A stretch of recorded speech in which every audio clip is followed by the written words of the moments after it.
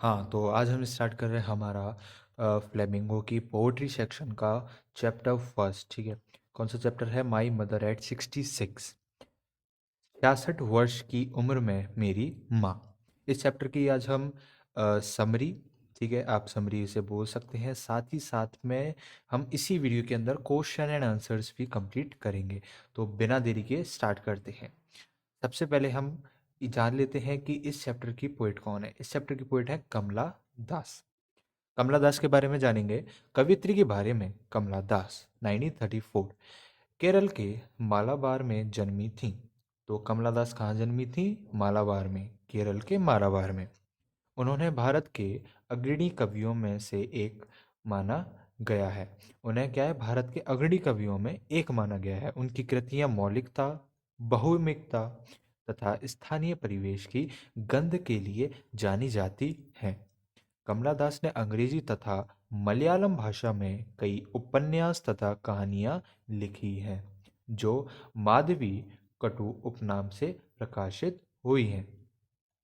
अंग्रेजी भाषा की उनकी कुछ कृतियों में कवियों की 5 पुस्तकों के अतिरिक्त उनका उपन्यास अल्फाबेट ऑफ लस्ट 1977 तथा लघु कथाओं का संग्रह Padmavati the हार्लट and other stories 1992 शामिल हैं। वह एक संवेदनशील लेखिका हैं जो मानव संबंधों की जटिल न जटिल नजाकत को काव्य की भाषा में व्यक्त करती हैं। माय मदर एट 66 इसका उदाहरण है। सबसे पहले हमें एक क्वेश्चन देखने को मिलता है चैप्टर स्टार्ट करने से पहले। Before you read, again is a natural process. Have you ever thought what our elderly parent ऐसा फॉर्मस। इसका क्या मतलब है? वृद्ध होना एक स्वाभाविक प्रक्रिया है। क्या आपने कभी सोचा है कि हमारे वृद्ध माता पिता हमसे क्या अपेक्षा रखते हैं? तो यहाँ पर बेसिकली मैं आपको एक छोटा सा शॉर्ट इंट्रोडक्शन दूंगा इस चैप्टर के बारे में। बेसिकली ये जो पोइट हैं कमला दास, इनकी एक मदर होती हैं जो कि 66 साल की होती हैं। और ये उनको देखकर काफ़ी बुरा फील करती हैं, क्योंकि उनकी दुर्दशा उस समय ऐसी ही होती है। वो काफ़ी कमज़ोर हो गई हैं अपने शरीर से, कुछ कर नहीं पा रही हैं। तो वो बेसिकली यहाँ पे उस दर्द को बता रही हैं। यहाँ पर भी वह जो क्वेश्चन हमें यहाँ दिया गया है, वृद्ध होना एक स्वाभाविक प्रक्रिया है। क्या आपने कभी सोचा है हमारे वृद्ध माता पिता हमसे क्या अपेक्षा रखते हैं? तो बेसिकली एक व्यंग कर रही हैं, हमें कुछ बताना चाह रही हैं। तो it is sad that we can not put off old age an old man become physically weak ever.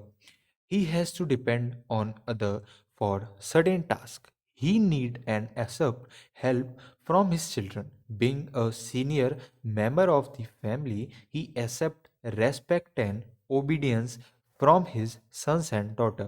He also accept that the member of his family seek his advice on important matter and keep him informed about the going on in the house. He feel happy when his expectation are fulfilled by his children. अब ये जो हमने English में पढ़ा, इसको हिंदी में पढ़ने की हम कोशिश करते हैं। यहाँ कहा जाता है कि हम वृद्धावस्था को टाल नहीं सकते। ठीक है, वृद्ध अवस्था को हम क्या कर नहीं टाल नहीं सकते। ठीक है, उसको टाला नहीं जा सकता। एक वृद्ध व्यक्ति शारीरिक रूप से कमजोर हो जाता है, उसे कुछ कार्यों के लिए दूसरों पर निर्भर हो जाना पड़ता है। वह अपने बच्चों को सहायता लेने की आवश्यकता एवं अपेक्षा रखता है। ठीक है, वो अपने बच्चों से सहायता चाहता है, अपेक्षा रखता है कि वो बच्चे मेरी जो है सहायता करें किसी भी काम में जिसमें वो नहीं कर पा रहे हैं खुद। परिवार का वरिष्ठ सदस्य होने के कारण वह अपने पुत्र पुत्रियों के समान एवं आज्ञाकारिता की अपेक्षा रखता है। वो क्या करता है? वो चाहता है कि मेरे जो पुत्र पुत्रियां हैं वो मेरा सम्मान करें, मेरी आज्ञा का पालन करें। वह यह सभी अपेक्षा रखता है कि उसके परिवार के सदस्य महत्वपूर्ण मामलों में उसकी सलाह लें तथा घर में होने वाली घटनाओं की जानकारी उसे देते रहें। वह तब प्रसन्न महसूस करता है जब उसकी अपेक्षाएं उसके बच्चे के द्वारा पूर्ण की जाती हैं। तो ये था इस जो क्वेश्चन है आपको दिया गया यहाँ पे उसका अर्थ। अब आगे बढ़ते हैं। सबसे पहले यहाँ पे एक हमें स्टैंजा दिया गया है। यहाँ पर आपको जो है एक समरी दी जा रही है, तो यहाँ पर आपको पूरा स्टैंडर्ड नहीं दिया गया है, बट वीडियो के आगे हम जाएंगे जब, तो यहाँ पर हम कॉन्टेक्स्ट रेफरेंस वो सारी चीज़ें करेंगे, तो वहाँ पर हम पूरा पढ़ेंगे, बट अभी सिर्फ हिंदू अनुवाद देखते हैं। तो यहाँ पर हम स्टार्ट कर रहे हैं, ड्राइविंग फ्रॉम माई पेरेंट से लेके smile and smile and smile तक। पेज नंबर 1991 पे ये आपको मिल जाएगा। हिंदी अनुवाद क्या है इसका? पिछले शुक्र की सुबह अपने माता पिता के घर से गाड़ी द्वारा कोचिन जाते हुए मैंने अपनी माँ को पास में बैठे हुए खुले मुंह उगाते देखा। उसका चेहरा शव की भांति पीला पड़ा हुआ था और मैंने बड़े के साथ महसूस किया कि वह वस्तुतः उतनी ही वृद्ध हो चली थी जितनी वृद्ध वह दिखाई दे रही थी। अर्थात उनका अंत अब बहुत दूर नहीं रह गया था। लेकिन मैंने तुरंत इस दुखद विचार को दूर कर दिया, टाल दिया और तेजी से दौड़ते हुए छोटे पेड़ की ओर खिड़की से बाहर देखा। यहां तक समझते हैं। सबसे पहले जो हमारी पोइट हैं वो क्या कर रही हैं, अपने माता पिता के होम से, ठीक है, वो अपने माता पिता के घर से जा रही हैं। कहाँ जा रही हैं? वो जाती हैं एयरपोर्ट, ठीक है जी। वो एयरपोर्ट जाती हैं और कैसे जाती हैं? वो कार से जाती हैं, यहाँ लिखा हुआ अपने घर से गाड़ी द्वारा कोचिन जाते हुए, ठीक है, कोचिन एयरपोर्ट जाते हुए। अब जब वो जा रही थी तो जो उनकी माताएं हैं, ठीक है, उनकी जो मदर हैं वो उनके बगल में बैठी थी। अब जब उन्होंने उसे देखा, यानी अपनी जो पोएट है उन्होंने अपनी माँ को देखा, तब उन्होंने देखा कि उनकी जो मुंह है वो खुला हुआ है, उनका चेहरा पीला पड़ गया है, उनका जो शव है वो जो उनका शरीर है ना वो शव की भांति है, पूरा पीला पड़ चुका है। अब वो देख रही हैं कि वो बहुत ही कमज़ोर भी हो गई हैं, ठीक है, उनकी वो जो है वृद्ध हो चली है, जितनी वृद्ध वह दिखाई दे रही हैं, अर्थात उनका अंत अब बहुत दूर नहीं है, क्योंकि वो उतनी वृद्ध हो चुकी हैं कि अब उनका ऐसा लग रहा है कि अंत नज़दीक है। लेकिन जब वह देख लेती हैं तो उसे टालने की कोशिश करती हैं, उनके विचार दिमाग में दुखद विचार होता है, तो उसे टालने की कोशिश करती हैं और इसलिए वो अपनी खिड़की से बाहर छोटे-छोटे पेड़ों की ओर देखती हैं। अपने घर से बाहर उछलते कूदते निकल रहे थे, लेकिन हवाई अड्डे पर सुरक्षा जांच के बाद कुछ गज की दूरी पर खड़े हुए मैंने पुनः उसके माँ के फीके पीले पड़े चेहरे को देखा। अब जब वो एयरपोर्ट पहुंच गई, ठीक है, तो वो एयरपोर्ट पहुंचने के बाद वहाँ पे क्या होगा, सिक्योरिटी चेक होता है, ठीक है, तो वहाँ पे उनका सिक्योरिटी चेक हुआ। सिक्योरिटी चेक होने के बाद कुछ टाइम वो वहाँ कुछ गज की दूरी पर खड़ी हुई, ठीक है, लाइक यहाँ पर उनकी मदर है, तो वो यहाँ पर ऐसा समझ लीजिए कि वो जो हमारी पोएट है वो खड़ी हुई। अब वहाँ से उन्होंने उन्हें देखा और उन्होंने देखा कि जो उनका माँ का शरीर है वो क्या है, पीला पड़ गया है, ठीक है, उनका चेहरा देखा वो क्या पीला पड़ चुका है। यह सर्दी की ऋतु के आखिरी समय के चंद्रमा की भांति दिखाई दे रहा था। मैंने वही पुराना जाना पहचाना दर्द महसूस किया। अब उन्होंने जब वो देखा तो उन्हें बहुत दर्द हुआ, तो उन्होंने ऐसा लगा कि वही पुराना जाना पहचाना दर्द, बचपन का वही मेरा भय। लेकिन मैंने केवल इतना ही कहा, जल्दी ही मिलेंगे अम्मा, और मैं केवल मुस्कुराती रही, मुस्कुराती रही और मुस्कुराती रही। ठीक है, तो यहाँ पर ये जो है हमारा चैप्टर होता है। अब आगे इसको हम क्वेश्चन आंसर्स करेंगे, ठीक है, क्वेश्चन आंसर चालू करते हैं। ये थी बेसिकली इस चैप्टर की थीम। अभी इसके बाद में हमारे जो नेक्स्ट नीचे हमने क्वेश्चन लिए हैं ऑलरेडी, ठीक है, घबराना मत। यहाँ पर मैंने जैसे कि वीडियो की स्टार्टिंग में बोला था कि रेफरेंस कॉन्स्टेंट, यानी आपको पूरा यहाँ पे समरी दी जाए। समरी तो मैंने अभी करा दी, ठीक है, समरी यहाँ पे मैं आपको करा चुका हूँ ऑलरेडी। बट अब जो हमारा क्या होता है, स्टेंजा होता है, ठीक है, एक्सप्लेनेशन विद रेफरेंस कॉन्स्टेंट, तो वो भी अभी हम इसको देखेंगे। उससे पहले लेकिन हम क्या करेंगे, यहाँ पर क्वेश्चन एंड आंसर्स को कवर करेंगे। तो चलिए स्टार्ट करते हैं। सबसे पहले हमारा क्वेश्चन और आंसर का topic. Text user question, what is the kind of pain and ache that the poet feel? कवित्री किस प्रकार का कष्ट एवं दर्द महसूस करती है? या फिर ये क्वेश्चन इस तरीके से भी बन सकता है, what was the childhood fear the poet was suffering from? वह बालपन का भय क्या था जिससे कवित्री परेशान थी? अब देखिए इसका आंसर लिखते हैं हम। बेसिकली इसमें पूछा क्या है कि वो किस तरीके का दर्द महसूस कर रही थी। तो अभी हमने जस्ट पढ़ा, the poet is pain to see her mother pale face which looked like death. She afraid of losing her mother by thinking of her own childhood. कवित्री अपनी माँ के पीले चेहरे को देखकर दुखी होती हैं जो मृत्यु के समय की तरह दिखाई देता है. She is afraid of losing her mother. वह अपनी स्वयं की बालावस्था के बारे में सोचकर अपनी माँ को खोने का भय से डरती हैं. She afraid from losing her mother by thinking of her own childhood. वह अपनी स्वयं की बाल्यावस्था के बारे में सोचकर अपनी माँ को खोने के भय से डरती है. Now next question.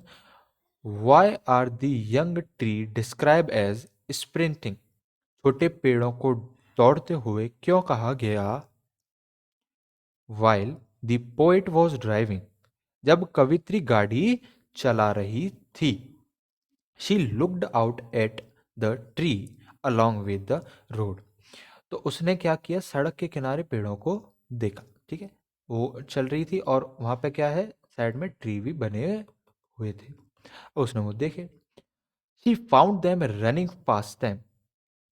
अब उसने उन्हें अपने पीछे दौड़ते हुए पाया. बेसिकली ऐसा उसे क्यों लग रहा था? क्योंकि आप भी ने देखा होगा, जैसे कभी हम किसी कार से जा रहे होते हैं तो जो जैसे रोड है यहाँ पे, ठीक है, हम रोड के बगल में जो भी पौधे लगे होते हैं, जब हम जा रहे होते हैं तो हमें ऐसा लगता है कि हमारे साथ चल रहे हैं. या फिर आपने कार में बैठे हो और कभी अपने सूर्य को देखा होगा तो भी आपको लगता होगा कि ये हमारे साथ में चल रहे हैं. तो बेसिकली साथ में नहीं होता, बस एक इल्यूजन होता है. ठीक है. It imply that youth passes very quickly. इसमें निहत यह है कि युवावस्था शीघ्रता से गुजर जाती है. वो इस तरीके से उसका देखने का सेंस ये था कि वो ये समझ रही थी कि जो हमारी युवावस्था है वो बहुत ही जल्दी क्या है, गुजर जाती है. तो वो उस चीज को यहाँ पे देखती हैं. Why has the poet brought in the image of the merry children spilling out of their home? कवित्री ने प्रसन्नचित्त बच्चों के घर से निकलने का चित्र क्यों प्रस्तुत किया है? The poet was unhappy to see her mother in a very weak condition. कवित्री अपनी माँ को अत्यंत कमजोर दशा में देखकर अत्यंत अत्यंत अप्रसन्न थी. She was very glad to see happy children coming out of their home. वे प्रसन्नचित्त बच्चों को अपने घरों से निकलते हुए देखकर अप्रसन्न हुई. These children were in sharp contrast to her pale and sleepy mother. अब ये बच्चे उसकी पीली पड़ी हुई अवस्था माँ की तुलना बिल्कुल विपरीत थे, क्योंकि वो क्या एकदम शार्प कंट्रास्ट थे. Next question. Why has the mother been compare to the late winter moon. माँ की तुलना शीत ऋतु के चंद्रमा से क्यों की गई? The poet's mother looked like the winter moon pale wan and स्लिकी मोर एवर. कवित्री की माँ सर्द ऋतु के चंद्रमा की भांति दिखाई देती, पीली, रंगहीन एवं बीमार. Moreover winter is a symbol of old age also. इसके अतिरिक्त सर्द ऋतु वृद्धावस्था की प्रतीक भी है. दी मदर टू, और कवित्री की माँ भी वृद्ध एवं कमजोर है. The mother too is old and weak. Has the comparison is apt. अतः तुलन उपयुक्त है. आई होप आपको ये जो क्वेश्चन का अर्थ है समझ में आ रहा होगा सभी क्वेश्चनों का. नेक्स्ट क्वेश्चन की तरफ बढ़ते हैं. What do the parting word of the poet and her smile signify. कवित्री के विदाई के शब्द तथा उसकी मुस्कान का क्या महत्व है? The parting word of the poet, see you soon amma, signify to remain hopeful even if you know about the approaching death of your dear one. कवित्री के विदाई वाले शब्द शीघ्र फिर मिलेंगे अम्मा यह प्रदर्शित करते हैं कि आप आश्वासन से चाहें आप अपने प्रियजन की भावी मृत्यु के बारे में जानते कि क्यों न हो. नाउ अब ये थे हमारे बुक के क्वेश्चन, बट अब हम करेंगे एडिशनल क्वेश्चन. तो सबसे पहले है जी multiple choice. The narrator is only using her smile to. अब यहाँ पर आपको चार ऑप्शन दे रखे हैं. Cover up her pain, make her self happy, to make her other to make her mother happy, to make her father happy. तो अब आपने आंसर देख लिया होगा, चलिए इसका आंसर चेक कर लेते हैं। तो ये हमारे पास है टोटल, ओके, यस। तो ये हमारे पास 17 क्वेश्चन है एंड फर्स्ट का आंसर है ए। ठीक है, फर्स्ट का आंसर क्या है? ए।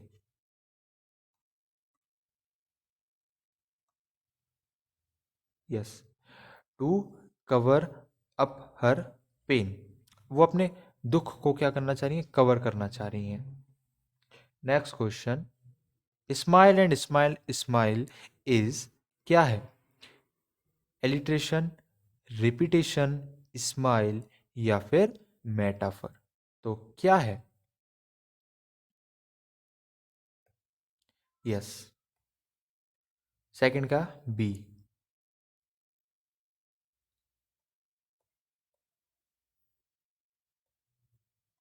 यस, सेकंड का बी, यानी smile and smile smile is repetition. ठीक है, क्या है ये?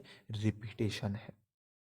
Now next, the narrator again compared her mother to, अब यहाँ पर देखने की जरूरत नहीं है, बिकॉज समर सन से किया नहीं था, रेन क्लाउड से किया नहीं था, ट्री एंड प्लांट से किया नहीं था, उन्होंने क्या किया था? लेट विंटर मून से किया था।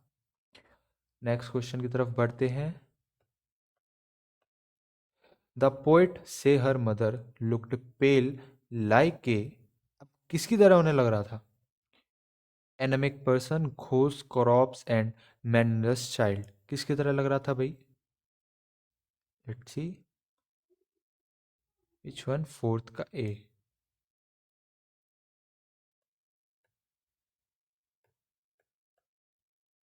यस, फोर्थ का ए, यानी क्रॉप्स की तरह उन्हें वो लग रहा था।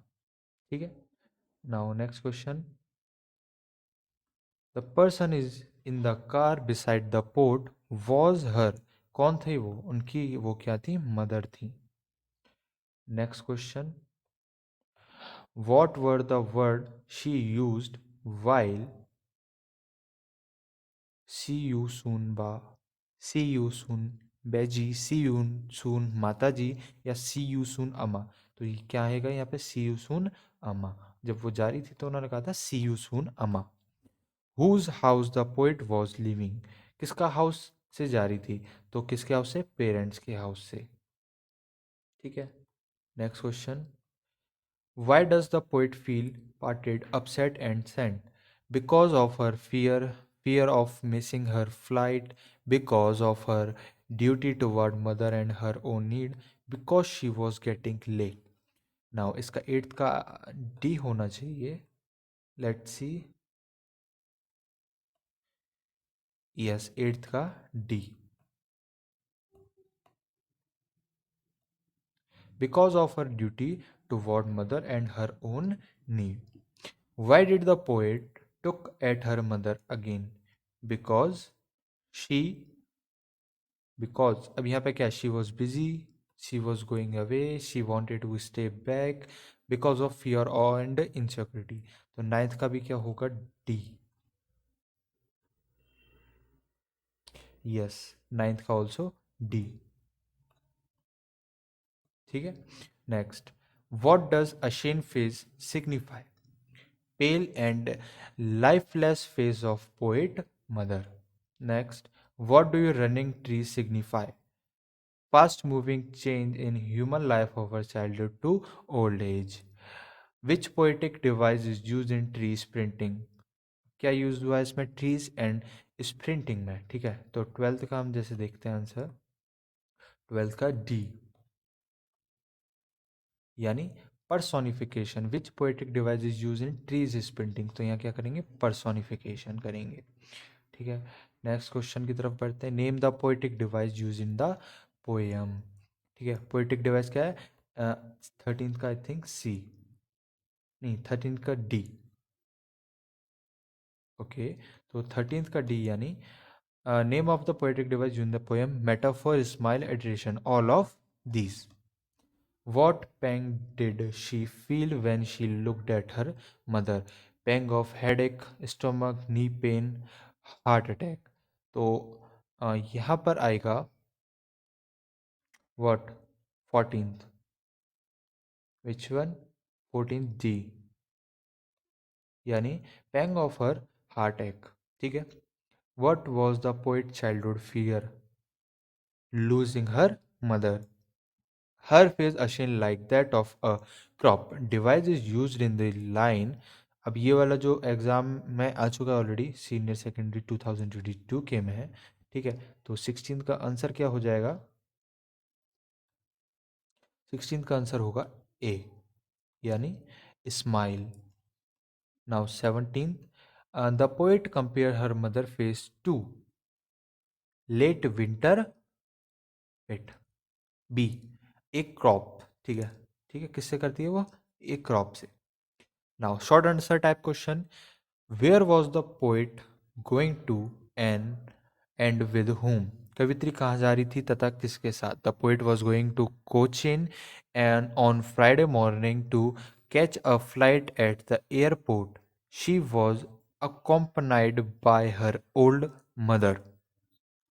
नेक्स्ट, कवित्री एक शुक्रवार सुबह कोचिन जा रही थी जहां उसे हवाई अड्डे से वायुयान पकड़ना था। उसकी साथ उसकी माँ भी थी।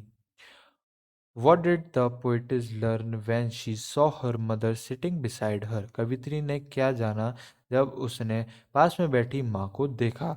She was her old and weak mother dozing with her mouth open. उसकी उसने अब उसकी वृद्ध एवं अशक्त माँ को खुले मुंह झपकी लेते देखा। Her face looked ashen like that of her dead body.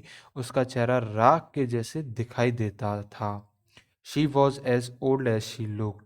जैसे कि एक मृत व्यक्ति का होता है, वह उतनी ही वृद्ध थी जितनी कि वह दिखाई देती थी।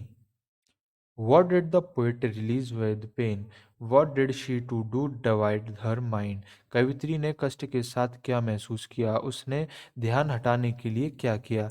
The poet looked at her mother face that appeared ashamed like that of a dead person. She looked very old. She looked out of divert her mind. कवित्री ने उसकी माँ के चेहरे की ओर देखा जो मृत व्यक्ति के चेहरे जैसे राख के रंग का दिखाई देता था। वे अत्यंत वृद्ध दिखाई देती थीं। कवित्री ने अपना ध्यान हटाने के लिए बाहर देखा। Why did poet see anything outside that could put her painful thought away? क्या कवित्री ने बाहर कुछ ऐसा देखा जो उसके दुख भरे विचार को दूर कर सकता था? कैसे? She of a young tree rushing past and happy children out of their home. The sight of young tree and happy children changed her mood. उसने छोटे छोटे वृक्षों को पीछे की ओर दौड़ते तथा प्रसन्न बच्चों को घर से निकलकर बाहर की ओर दौड़ते देखा। छोटे वृक्ष तथा प्रसन्न बच्चों के दृश्य ने कवित्री की मन स्थिति में परिवर्तन कर दिया। What did the poet do after the security check at the airport? After the security check at the airport, she stood a few yards away and looked again at her mother, who was sickly and pale because of her age and weakness. Which familiar acts does the poet talk about before her departure? The poet talk about her painful meaning of fear that she might losing her mother forever. She always felt that fear even in her childhood. What did the poet say to her mother before parting? Through the fear that she might losing her mother, yet she said that she would see her mother soon. Which image does the poet use to describe her mother condition? The poet make use of very apt image. Her mother face is ashen like that of a crop. She is as sickly and pale as a later winter moon. What did the poet do to reassure herself and her mother in order to overcome her fear of separation from her mother and to give a moral support? She smiled and smiled and smiled.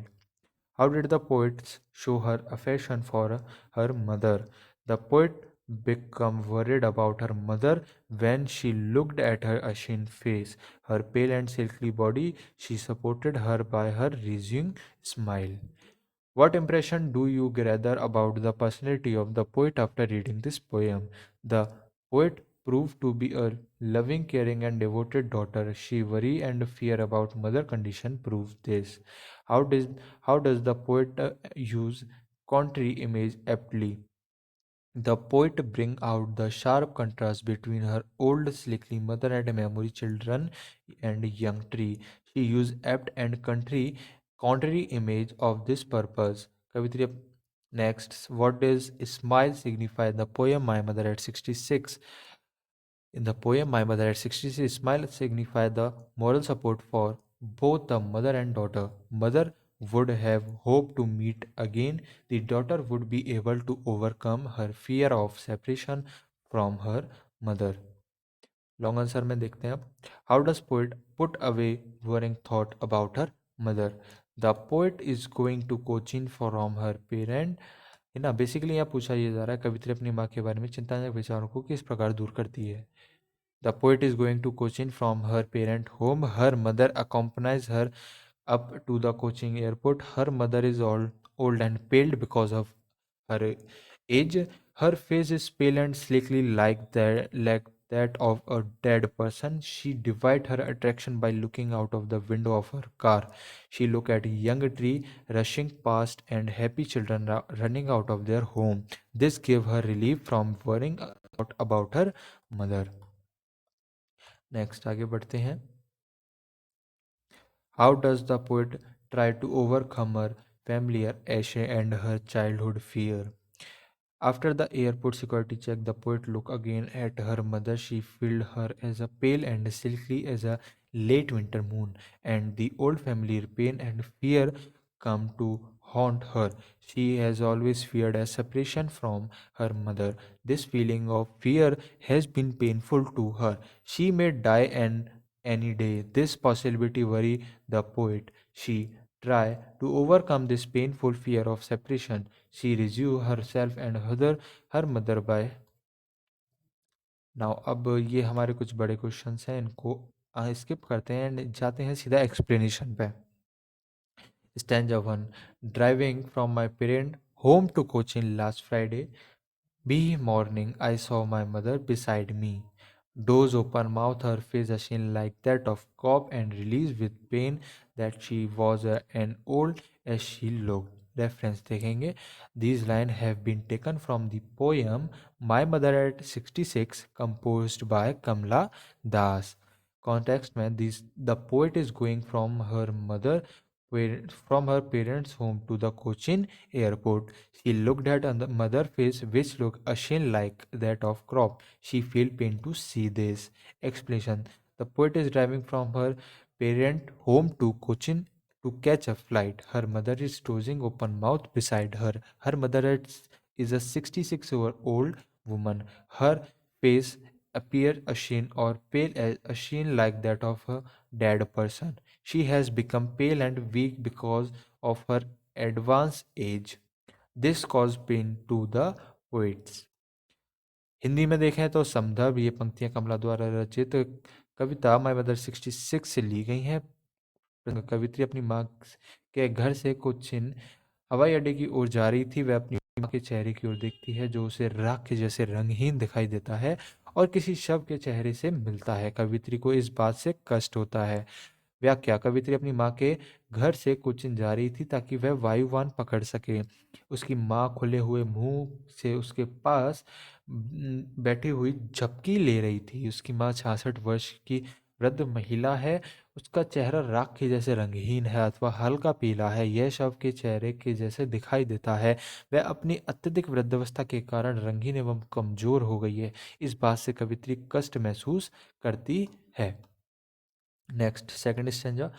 But soon put that thought away and looked out at young trees painting. The memory children is playing out of their home. But after the airport security check, standing a few yards away, I looked again at her when pale as a later winter moon and felt that old familiar Ashe, my childhood fear. But all I said was, see you soon, Amma, and all I did was smile and smile and smile. Reference देखेंगे same हो जाएगा. देखिए reference वही रहेगा. This line have be taken from of the poem my mother at 66 compose by Kamala Das. Context करेंगे. The poet is going to Cochin with her mother to catch flight from the airport. On the way she looked her mother and feel a pain over her condition.